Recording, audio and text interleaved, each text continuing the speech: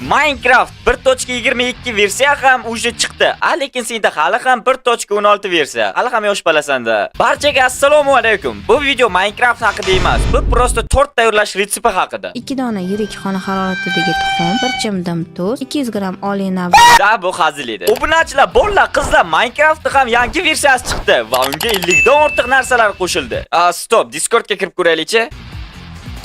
Hoy bro, Minecraft yangi versiyasiga nimalar qo'shilganini bilasizmi? Yo'q, bilmayman. Bilmayman. Bilmas ekanman. Kimsiz? Men to'poyman-ku, bilmaysizmi? Bilmayman bunaqa narsalarni. Yo'q, bilmayman. Bilmayman. Men ham bilmayman. Sizlardan so'rashga kirgandim. Obunachilar, mayli, hazilni bir chetga yig'ishtiramiz. Bu aslida jiddiy mavzu. 8 yil ortga qaytamiz. Bu Minecraft tarixidagi eng katta yo'qotish edi. Bir kuni bir bobo yoshligida o'lib qolibdi. Mayli necho, sizlar ham yangi versiyani qanaqaligiga qiziqib ketayotgan bo'lsalar kerak-a? Yangi versiyada yangi qo'rqinchli o'rmon. Bu yerning ismi esa Pale Garden, ya'ni rangpar bu. What the fuck? Kichkina xaltacha. Bu xaltacha ham menga juda yoqdi, chunki buning afzalliklari juda ko'p.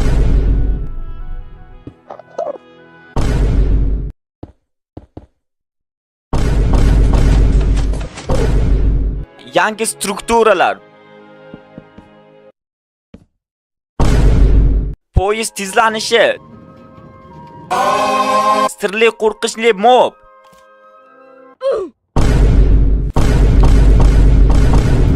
Va teshik paypoqlar qo'shilgan. Bularni hammasini sizlarga ko'rsatishimdan oldin shu videoga like bosib, yangi kanalimga obuna bo'lib qo'ying. Bizlar shu video bilan 5000 ta obunachi yig'ishimiz kerak. Xo'p, maqsad ko'rsak, bugun biz teshik paypoq yangi versiyani o'rganamiz. Minecraft yangi o'rmon. Minecraft 1.22 yangilanishda yangi o'rmon qo'shildi. Bu o'rmon boshqa o'rmonlarga qaraganda ranglari kam va qo'rqinchli yaratilgan. Va eng qizig'i, bu yerda cho'chqa, sigir, qo'y, tovuq kabi nigerlar paydo bo'lmaydi. Demak, bu o'rmon keraksiz. Ovqat ham topilmaydi. Yana yetmaganiga Minecraftda kech tushsa o'rmon ichiga kirganingizda qo'rqinchli ovozlar ham kelib turadi.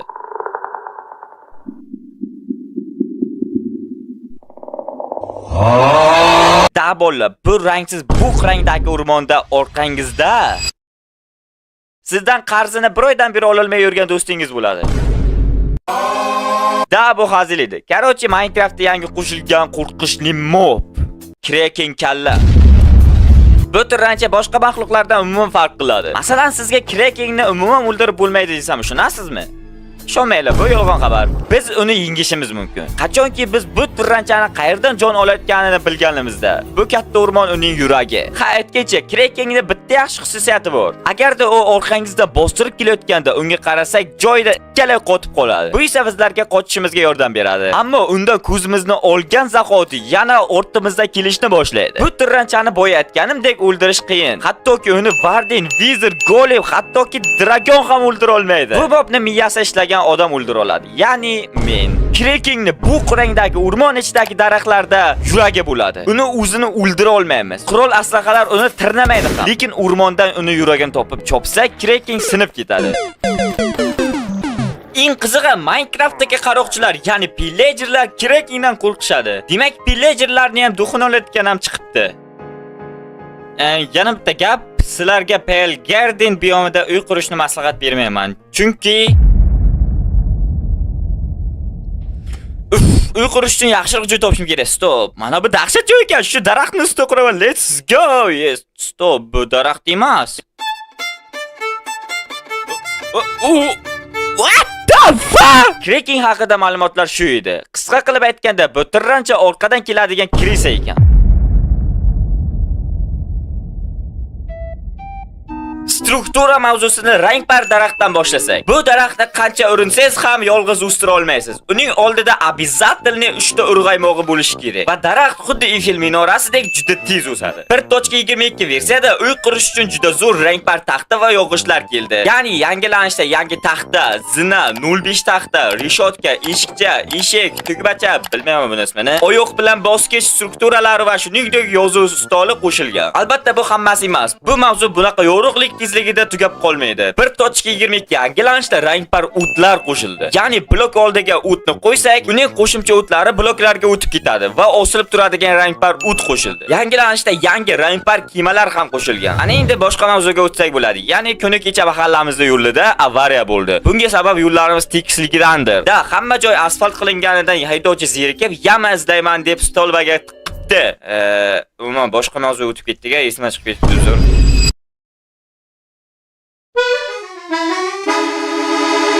Endi Minecraft poyezdlarini tezligi soniyasiga o'xshadi.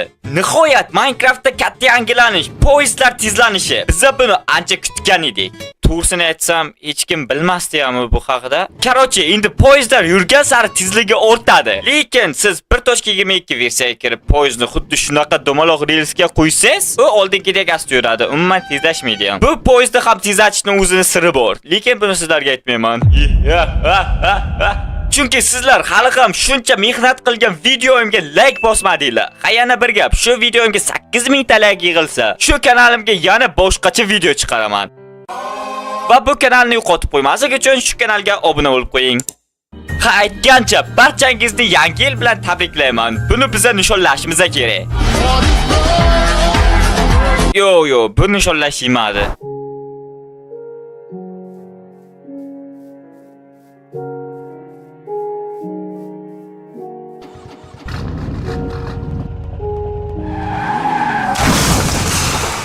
Yana bir nishonlanadigan xabar. Mana shu kanalimizda hali hech qancha video bo'lmay turib 2000 ta obunachi yig'ildi. Biz buni ham nishonlashimiz kerak.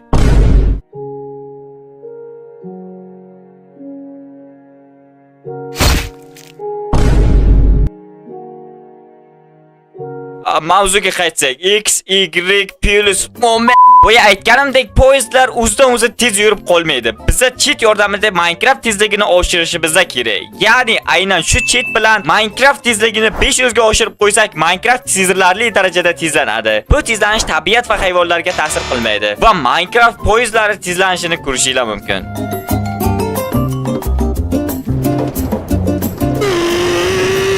Men esa bir qancha jetlar ustida poyezdlarni sinovdan o'tkazdim.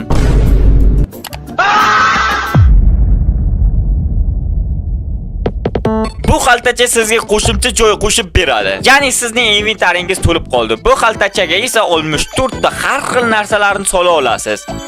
Bu xaltachani rangini ham o'zgartira olasiz. Ya'ni versdagi xaltacha va rangni qo'ysangiz, o'sha qo'shgan rangingiz chiqib keladi.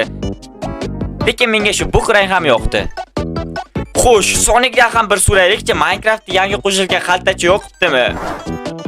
Sonic sizga Sonic?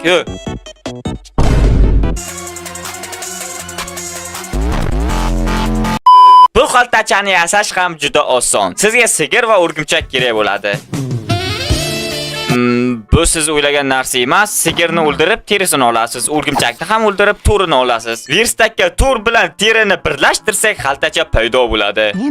Xaltacha mavzusi juda qisqa bo'ldi, lekin bu xaltacha haqida ma'lumot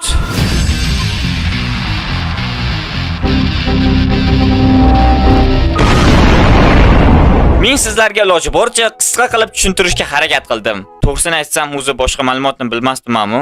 Va bu mavzulardan ham eng qizig'i 1.22 versiyadagi barcha qo'shiladigan narsalar haqida ma'lumot berib bo'libman. Demak, videoni tugatish vaqti keldi.